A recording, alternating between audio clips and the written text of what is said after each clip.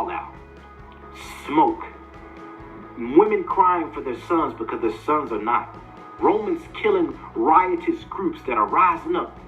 Free Judea, free our people, autonomy for Israel. You had Herod, an Edomite, and his dynasty. Herod's ruling, killing any potential threat, any potential Messiah. Then you had the Pharisees and the Sadducees that we learn from Josephus are not Jews by birth. No. Knew from the beginning of creation, he has not forgot about their lineage. Scattered, dispersed, called Negro, called nigger, called bywords and proverbs, sent to the four corners of the earth, mixed in, Hellenized, sausage, egg, and cheese biscuits, pork chops, running in Coliseum games, shooting each other on the street, gang violence, bloods, Crips, homicide rate, poor health, leading in cardiovascular disease. Yah said, I ain't forgot about my people. The nations may forget, but I ain't gonna forget. I ain't gonna forget about the transatlantic. I ain't gonna forget about Alligator Bay. I ain't gonna forget about Willie Lynch and lynched Negroes and pickaninnies. I ain't gonna forget.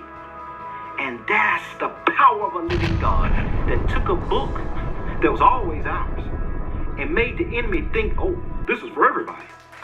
Just so he could get that book to the four corners of the earth, so that when he woke up the remnant of his people that were scattered because of their disobedience, he could wake them up with a snap of his fingers. That's the love we're going to talk about in this video.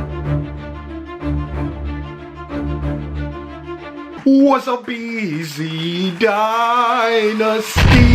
What's up, Zion Dynasty? This is your boy, the man, the myth, and the legend, Mr. Brandon Jestland Ben Zion, i.e. JB Zion. Y'all, show me some love, show me some love. First, I want to say peace, blessings, and black power to all my Israelite brothers and sisters. I also want to extend a warm greeting to all my Gentile supporters, all those Gentiles that's putting their neck out on the line, that's rocking with Israel, that ain't lost in the sauce, that ain't with the business, that's with the truth of Yah and supporting his chosen people, Yasharal. I want to greet all of y'all with peace, love, and blessings. Y'all don't know how excited I am. I got to tell y'all, the love and support is outrageous. I can almost get overwhelmed. Sometimes I have to collect myself and be like, JB, just keep the content coming, you know, because y'all are loving everything. Y'all are loving the history. Y'all are loving the teaching. Y'all are just supportive. I talked to so many Nigerians, so many Yorubas, so many Igbo, so many people in the States. Shout out to T. Turner, Child of God, Blackberry Rose, Rose God. Just, it's so many. Helen. If I didn't shout you out, don't feel, it's so many people that y'all have been with me day one. And we're going to keep this teaching coming. I'm going to let y'all know. It's a lot of new people in, so I'm just going to give you a brief overview. This channel is about raising up the 12 tribes of Israel. This channel is about the Black Revolution, the world without end. If that offends any Gentiles, y'all can go ahead and leave this channel, right? This is about building up Yah's people, teaching our ethnicity, going into the history, going into the DNA, going into the precepts that prove that Israel is not done away with, proving that the commandments and the heritage of Israel still stands, battling these Christian urban apologist junkies, also warring with the minds of our people, y'all. A lot of our people think like slaves. They have shackles in their minds. They call themselves Crayola colors. They call themselves two continents slapped together. And I have to war with those Negroes as well to let you know that this matters. The Bible lets you know that Israel matters. Every time you see the sun rise, every time you see the moon in the sky, every time you see the stars shining so bright, this is an everlasting promise that Yah will never do away with Israel as a nation. I love that part. This is Jeremiah 31. As long as you see the waves and all these ordinances, that means that Israel is prophesied to exist as a nation. When I talk about the kingdom, I'm talking about Israel being regathered, restored, us going back to that land. This is the gospel that Yeshua taught, right? And there's a lot of precepts for that. In Matthew 1:21, the scripture says, you shall call his name Yahusha, for he shall save his people from their sins. All praises. In Luke chapter 1, verses 68 through 72, it says, blessed be the Lord God of Israel for visiting and redeeming his people and delivering them from the hand of all they that hate them. Matthew 15:24. The scripture says, I am not sent, but unto the lost sheep of the house of Israel. All praises to the Most High Yah. This was Yeshua's mission, right? A lot of y'all saying, what about the Gentiles? I have Harvard documentation. Israel Redivivus goes into the call of the Gentile theory that in actuality, the Gentiles that Paul was going to, that Christ was going through, these were diaspora Israelites. I repeat, these were Hellenized Israelites. There have been a lot of books taken out of our King James Bible that supplements this history, i.e. the book of Maccabees that goes into Alexander the Greek, that when he came to power, right? Y'all pay attention to this. When the Greeks came to power, they issued a policy of Hellenization. It was illegal to call yourself a Jew, y'all. They were killing Israelites, keeping their culture. Now, we saw this happen in the Inquisition. Y'all check out those Moors videos, right? So the Greeks made it illegal to keep Torah. If you called yourself a Jew, if you were circumcising your kids, if you said you didn't eat pork, they sacrificed pork to idols. This is where Paul says don't eat foods that are sacrificed to idols. Wink, wink. So not just Yeshua. Yeshua came for Israel. The 12 apostles came for Israel. Let's look at Peter. In 1 Peter chapter 1, he says to the strangers scattered abroad in Western Asia, in Africa, right? Not just that, but James, the very brother of Yeshua, in James chapter 1, verse 1, he says, to the 12 tribes of Israel, greetings. All praises to the Most High Yah. And to understand Paul's mission, I'm just going to go and tell you. You have to know the who, what, when, where, and why. They teach us this in school. Paul himself, I repeat, Paul himself was a Gentile. He was a Roman-born citizen. He could call himself a Gentile. So he defended Hellenized Israelites because he was telling Peter, like, whoa, whoa, whoa, whoa, whoa.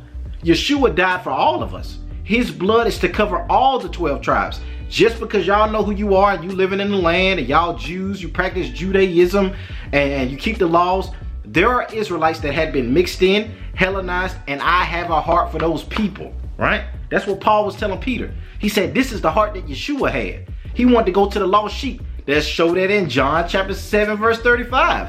The Pharisees said, where shall he go that we cannot find him? Shall he go to the dispersed that live among the Gentiles and teach the Gentiles? Whoa, not just that. The Pharisees knew. Let's go to John chapter 11, verses 47 through 52. Caiaphas being the high priest. Y'all, I love this stuff. Boy, y'all, I can't drive off teaching these scriptures, y'all. Caiaphas prophesied that Yeshua had to die. Not just for the nation of those keeping the law in the land, y'all. Y'all understand. But he had to die for the scattered children of God among the Gentiles. This was well known. The gospel was meant to go to Israel. This was not just the Jews that practiced Judaism, but those that called themselves by the byword and proverb nations that they had been scattered to. African American, right? The same mission that I'm doing with y'all. I talk to Israelites that keep the law. I talk to Israelites that are Old Testament only. I talk to Israelites that know Christ, right? And more are Christian. I talk to Israelites that don't know they're Israel and eat pork chops and sausage, egg, and cheese biscuits and don't honor Sabbath, right? So this is the mission that Paul was engaged in. Why did I bring all that up? Because in today's video, y'all, I had to go ahead and set the groundwork. This is going to be a big one. I'm sad to say, but we're wrapping up our Black History Month segment, y'all. And when I say that, y'all, Black History Month is every day, right? There's so much history that I'm going to keep going through, but I'm going to try to recycle and go back to older teachings to be able to rehash, because we got so many new people in, right? And a lot of y'all haven't heard some of these older videos. Now, a lot of y'all that have been rocking with the channel already know a lot of this stuff, but I'm going to keep going back through it so everybody can understand it. But, so during Black History Month, we talked about the different Black Power groups. Y'all check out the Moor Zion Temple video. Y'all check out the Origin of the Nation of Islam, where we showed that all these Black Power ideologies started with prophets that said that Black people were the children of Israel. Frank S. Cherry in 1896. In 1886, William S. Crowdy, right? We talked about Olaudah Equiano's biography in 1787, that this was the foundation that black liberation came on the scene. We looked at the Moorish Zion Temple. We looked at the Moorish Zion Temple that was started by Master Rabbi Leon Richelieu. He first called it, oh no, I'm mistaken. So he started the Moorish Zion Temple. He believed that we were Israelite Moors, right? We were Moorish Israelites that were banished from Al-Andalus, or Iberian Spain. His protege was the Honorable Noble Drew Ali. Now, the Prophet Noble Drew Ali started the Moorish Science Temple. He was the protege of Master Richelieu. And when he came on the scene, he had two prominent proteges, Farid Muhammad, that started the Nation of Islam, and Elijah Poole, that was the successor of Farid Muhammad, Elijah Muhammad, right? So we showed that the Moorish Zion Temple started out teaching over Israel. Noble Drew Ali built upon that foundation. Farid Muhammad came out, started the Nation of Islam. That's why you will hear older ministers like the Honorable Louis Farrakhan saying that we're the children of Israel. This was well known. So all black power groups started with knowing that we're the children of Israel. Why do I go so hard to teach that, y'all? Because all of these other groups, they don't have to exist, you guys. Now, I'm not saying that in a harsh way, but some of this stuff keeps our people from coming together. If we knew the history, that all these prophets and leaders were saying the same thing, we Israel, let's turn back to the law, statutes, and commandments and the faith of Yeshua. If everybody just came on the same chord, we could come together as a people, and the Most High will deliver us out of captivity. And that's why we're going to talk about Black Wall Street. Black Wall Street, Tulsa, Oklahoma, 1921. This is the climate where black people were doing business. They kept the black dollar in the black community. They had shoe shine parlors, they had hair salons, they had educational institutions, they had hospitals, they had lawyers, they had surgeons. All of this was by black people. Entrepreneurship, wealth, land owning, and we're gonna look at it from an ideological standpoint and a scriptural, a Hebraic standpoint, right? Because I talk to a lot of Hebrews that kind of get deep and they say, well, you know, JB, where if we come together as a people and do what you talking about, and all these different groups come together and we say we Israel, then the white man gonna bomb us off the face of the earth. They got a button they can push that'll blow us up. That's the same fear that got Yeshua crucified. Y'all understand? A lot of these well-intentioned Pharisees, and they were well-intentioned, I'm not bashing them. A lot of these Pharisees feared that the Romans were gonna take the land of Judea away from the Israelites, away from the Jews, if another rabble-rouser came to the scene.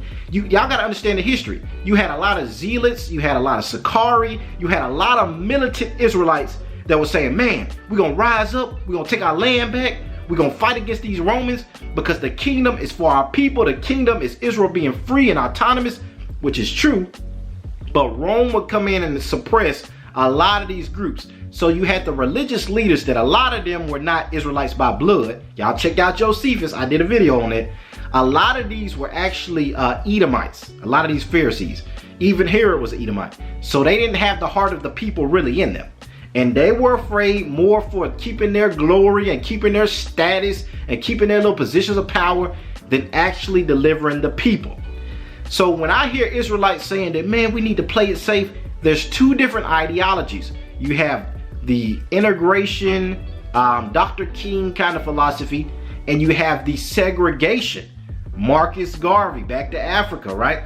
Not just him, but let's look at Stokely Carmichael, Fred Hampton. They wanted a more isolated, the black man has to do his own thing kind of mindset. Now, Fred Hampton and Stokely Carmichael kind of wanted a socialist government. They wanted to change the whole government, right? So it's not necessarily black autonomy. But Marcus Garvey is one of the big proponents of black people going back to Africa. We rebuilding on our own. We don't need white folks. We need to do our own thing. So you have that train of thought, and then you have the integration train of thought. The integration is that, well, if we try to do that, white folks gonna destroy us.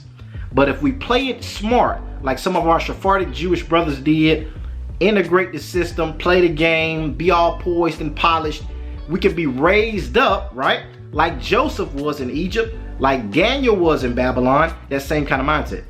I'm not saying either one is wrong, but in today's video, we're gonna look at And I know that was a big review, you guys, but we're gonna look at Tulsa, Oklahoma, and I'm just gonna jump right into it. So, in Black Wall Street in the early 1900s, Oklahoma was filled with about 45 black towns, right? And around 1905, an Orwell Wild Carter found a Glen Pool, like an oil reservoir, in Tulsa, which was the richest small oil field in the world during that time. So a lot of black people that were going to places like the North, Chicago, Detroit, that kind of thing, they were also going to Oklahoma because of this boom that was going on with the oil. So a lot of black people moved to Oklahoma in aspirations for business, for wealth, for autonomy, and during this time it was segregation. So they felt that, man, we have a fresh opportunity. We don't have to worry about dealing with white folks for real. So a lot of black folks was going to Tulsa, right? And Greenwood became the heart. It was like the city within the city. It was 40 to 45 square blocks of individual neighborhoods, of churches. It had a thriving business district. And you had different visionaries that were rising up in Greenwood. The chief visionaries were O.W. Gurley and J.B. Stratford. Now, not to go too deep, but these two men basically said that black people, we can do better. We can do our own thing. They had visions for us to own land and be wealthy and be entrepreneurs. So then Tulsa starts booming. You have these kind of leaders. You have all these immigrating black people with the same mindset to do business with one another, to stick together. Y'all see what I'm saying, right? To have their own nation. To have their own nation, right? To be independent and see if we can thrive just trusting in one another. And let's see what happened. Legend happens. Hospitals, theaters, chili houses, cafes, shoe shine parlors, hair salons, 12 surgeons, doctors, several lawyers, grocery stores, churches, all of these black owned, and the black dollar would change hand 5 to 6 times, yet it stayed within the black community. So they were doing business on a regular basis and they were doing it with one another, right?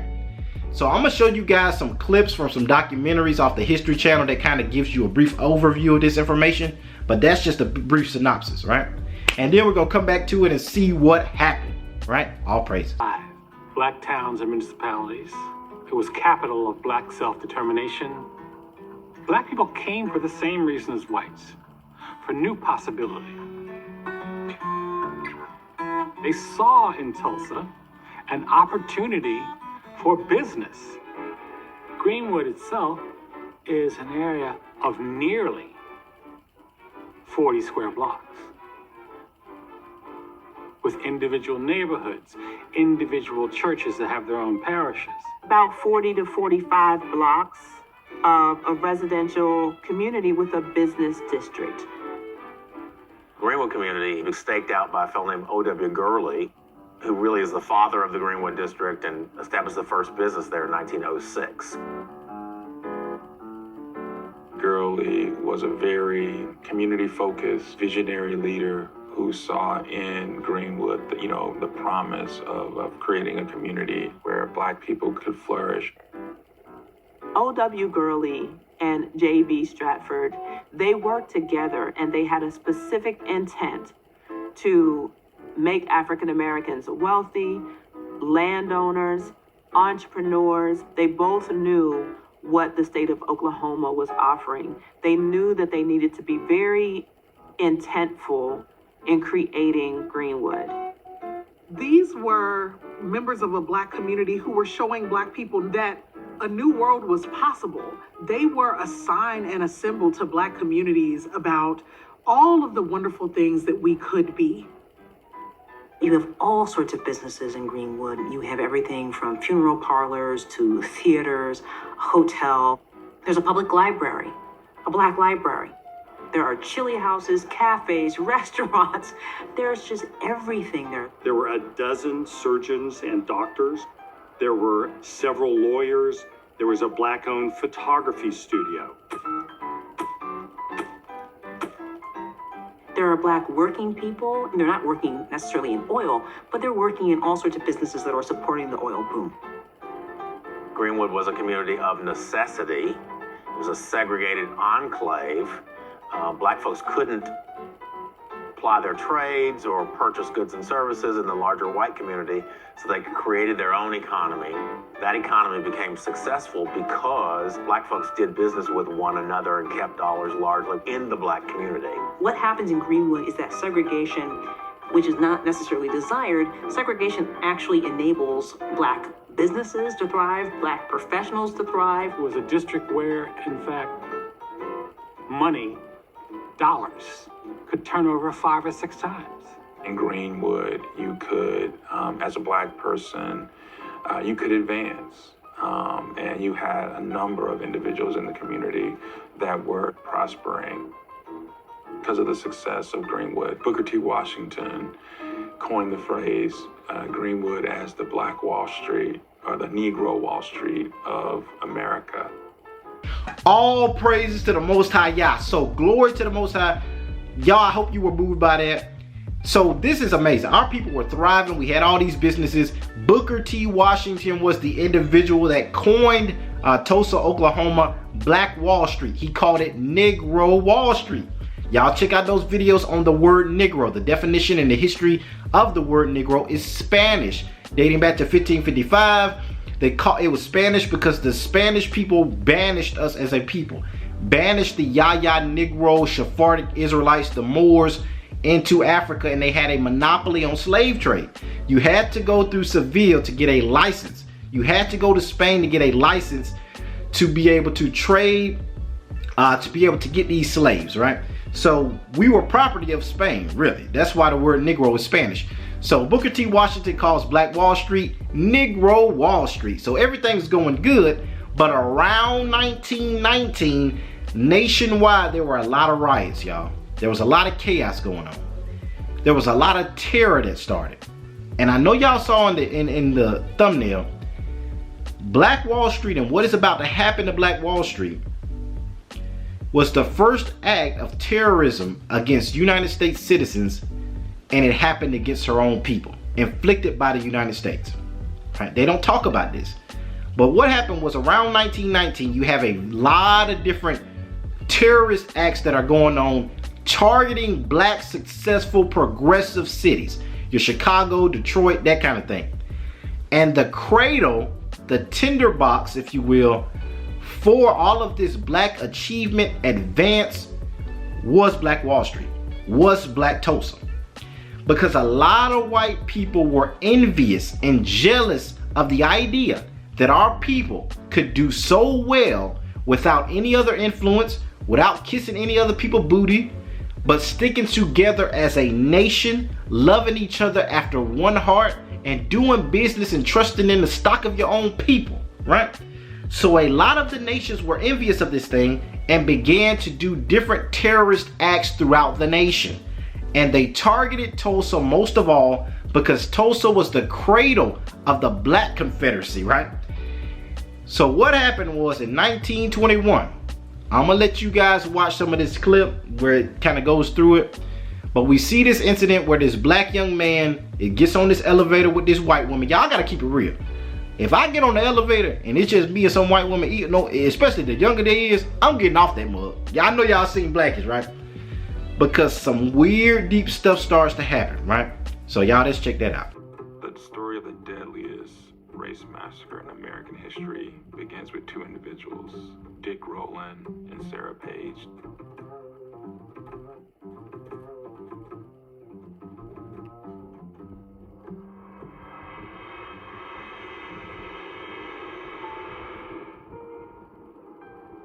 On Memorial Day, May 30th, 1921, a young African-American male is walking in downtown Tulsa on Main Street.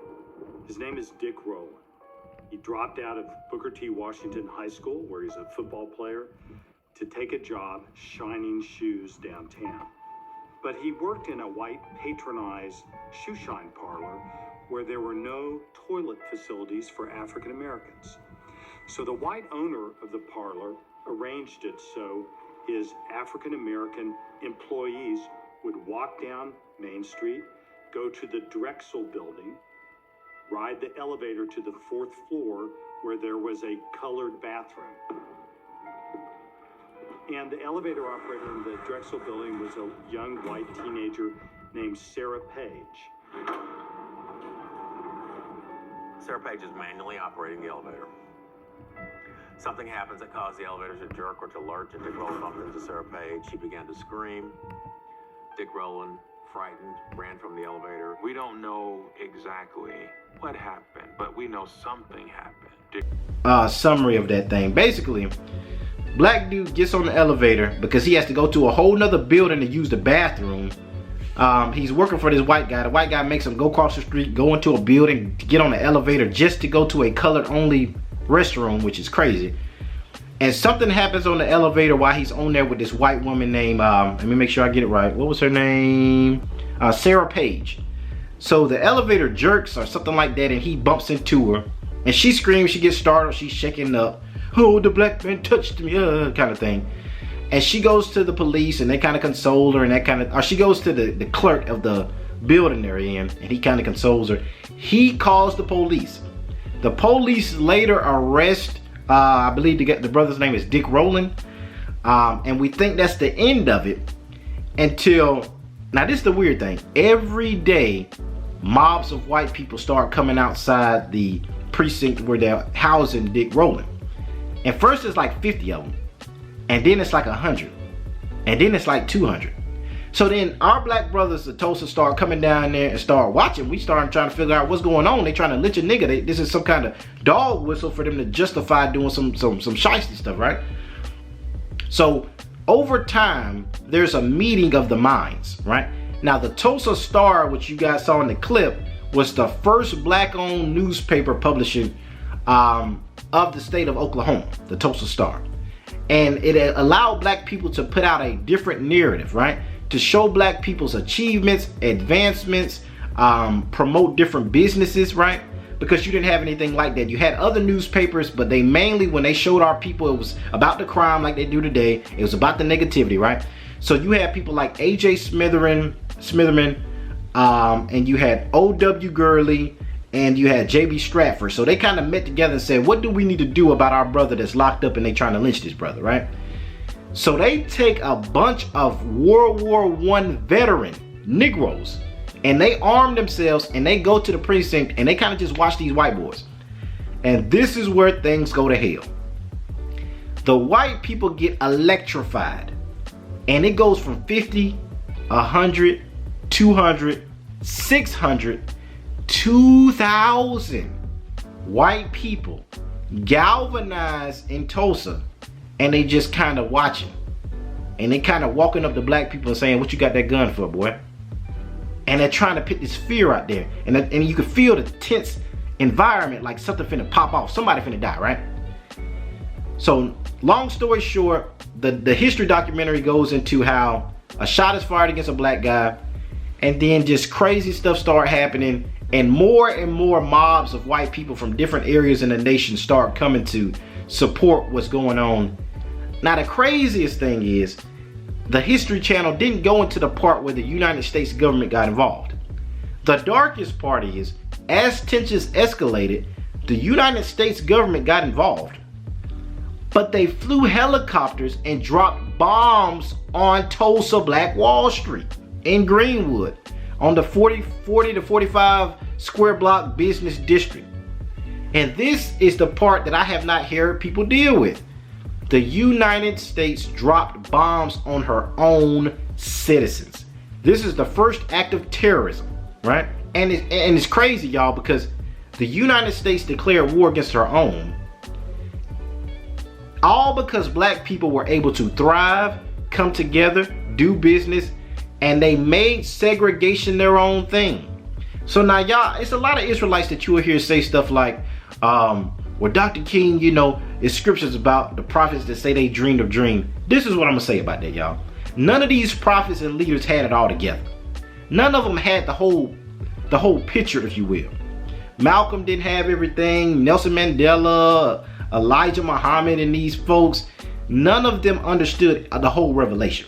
So I'm not going to bash Dr. King for trying to get our people clean drinking water and access to new textbooks, because he knew that white people had it, and that if we were segregated, they were going to make it hard to do that kind of trade for us to get these resources. But at the same time, I'm going to put some scriptures on the screen. In Revelation, the Bible says, "Come ye out of her, my people," right? The goal of Yah's people was always to be a nation separate from all the other nations, right? In Exodus 19:6, he said, "I made you a kingdom of priests." Our people were meant to be separate to set an example for all other nations.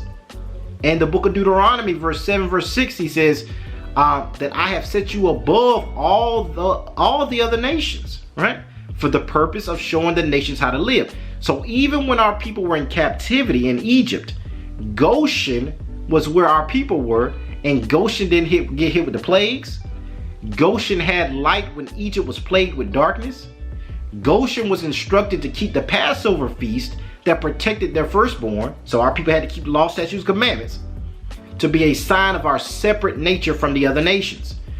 So integration was never the heartbeat of Yah. That started during the time of the Greeks, when you had the Hellenists that were Israelites, like you will see in Acts chapter 6 verse 1, it says there was a dispute between the Grecians and the Hebrews.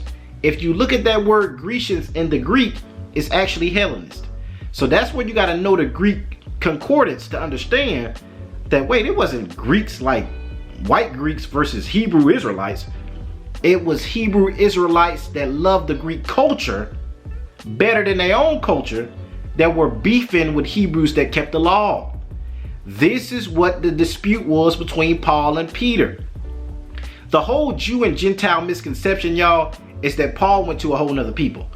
Paul went to get Israelites that had been Hellenized either by force or by choice, and to unite that family together.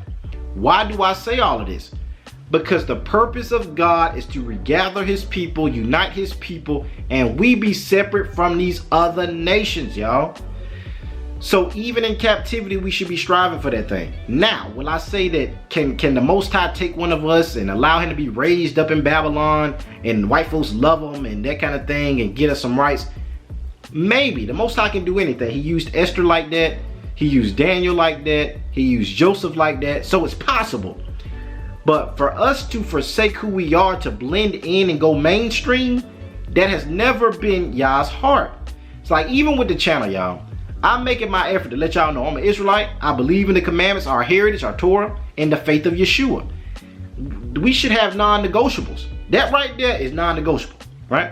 Our people should be unapologetically for our people, for our heritage, for us being Israel, and we come together that way, and we force the nations to respect that thing, that we ain't changing from that. Because then we get ourselves under judgment. If the Most High judges them for eating pork chops and judges the nations, it'll fall on us. Now, I know a lot of Israel is in different stages, and a lot of Israel don't know they're Israel, and a lot of Israel ain't even trying to keep no commandments. The purpose is the Most High has a bow and arrow on the nations, and we're in the crosshairs because we look just like the other nations. That's why the Bible says, "Come ye out of her, my people." We have to be transformed by the renewing of our mind first. We have to know who we are. A lot of church folks say, "Oh, that stuff don't matter," because they want us to keep thinking like slaves. I'm going to tell you your history, that you're Israel. The DNA, the oral tradition, Harvard, Cambridge, the Jewish Encyclopedia, all these sources saying that you Israel. Now, get that in your heart, that you're a chosen people, that you're a king, that you're a queen, that you're not the byword and the proverb and nigga speak spoon that the nations have called you, right? And when you get that inside of you and you detox from white Jesus, you begin to see yourself in a higher esteem, and thus you treat your people from a place of kingship, from queenship. When you look at your people, you see royalty because you love yourself, and then you unite with your people. And then you don't feel like you got to look like Becky with blonde hair. And Negro, be proud of your kinky hair. Be proud of your dark skin. Be proud of your broad nose.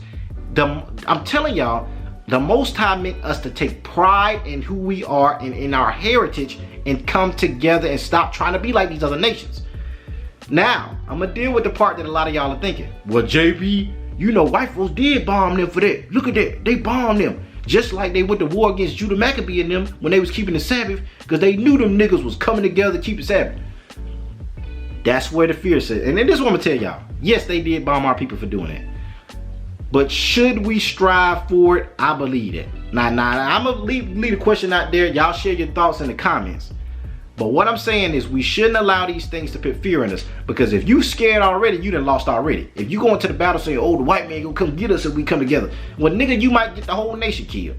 We have to know that if Yah be for us, greater is he that is in us, that is for us, than he that is in the world, y'all.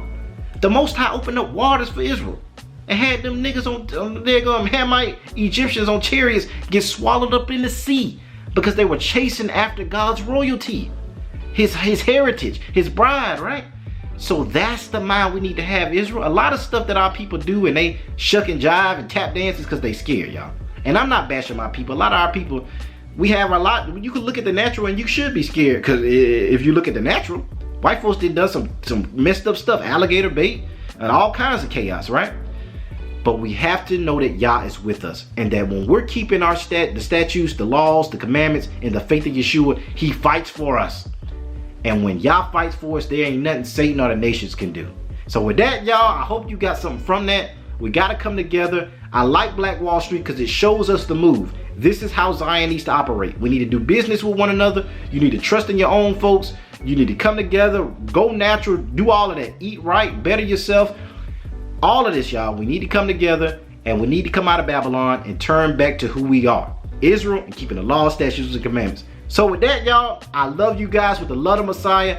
Peace, love, blessings, and black power to the chosen race of the Most High Yah, Yoruba, and Ephraim of the tribe of Yosef. I love you all with the love of the Messiah. Shalom. All praises.